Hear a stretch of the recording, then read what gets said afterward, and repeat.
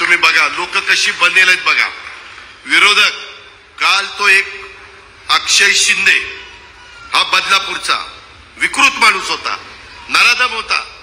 अहो लहान लहान मुलींना इतकं त्यांनी छळलं, इतकं छळलं, त्या मुलींचा छळ केला, त्यांच्यावर अन्याय केला, अत्याचार केला.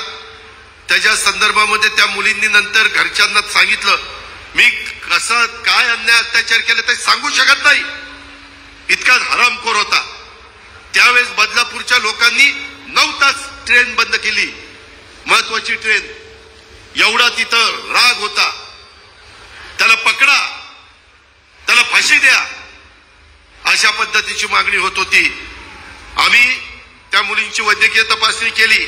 त्यावेळेस हे प्रकरण उघडकीला आलं. SIT स्थापन केली. त्याच्यामध्ये देशभरात चर्चा झाली. विरोधक म्हणायला लागले बघा ह्यांच्या राज्यामध्ये महिला असुरक्षित. अरे कोण आपल्या घरातल्या महिलेला असुरक्षित ठेवणार आहे? आपलं सगळं घर आहे महाराष्ट्र, म्हणजे माय माऊलीला कोण असुरक्षित ठेवणार आहे? आणि हे सगळं करत असताना त्याला पकडला आणि ते सगळं बाकीचं सुरू झालं. त्याला काल त्या जेलमधनं पुढे नेत असताना त्याने शेजारी बसणाऱ्या पोलिसाचीच रिव्हॉल्वर काढली आणि एका पोलिसावर झाडली. 3 गोळ्या झाडल्या, त्याच्यातल्या एकाला लागलं.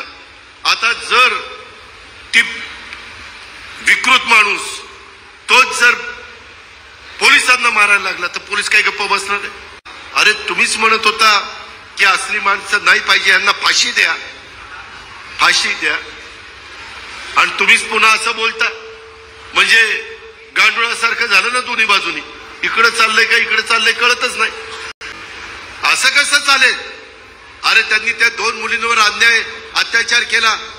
त्या बारक्या मुली, छोट्या मुली, ह्या आरामखोराला नराधमाला लाज वाटली नाही? आणि ह्याचं राजकारण विरोधक करतात. चौकशी करा ना, चौकशीमध्ये काय निष्पन्न होईल त्याच्याबद्दल दुमत असण्याचं काही कारण नाही. परंतु आणि त्याला 2 पत्नी होत्या. त्याच्यातल्या एका पत्नीने पण तक्रार केली पोलीस स्टेशनला. म्हणला हा निव्वळ विकृत आहे, म्हणले विकृत.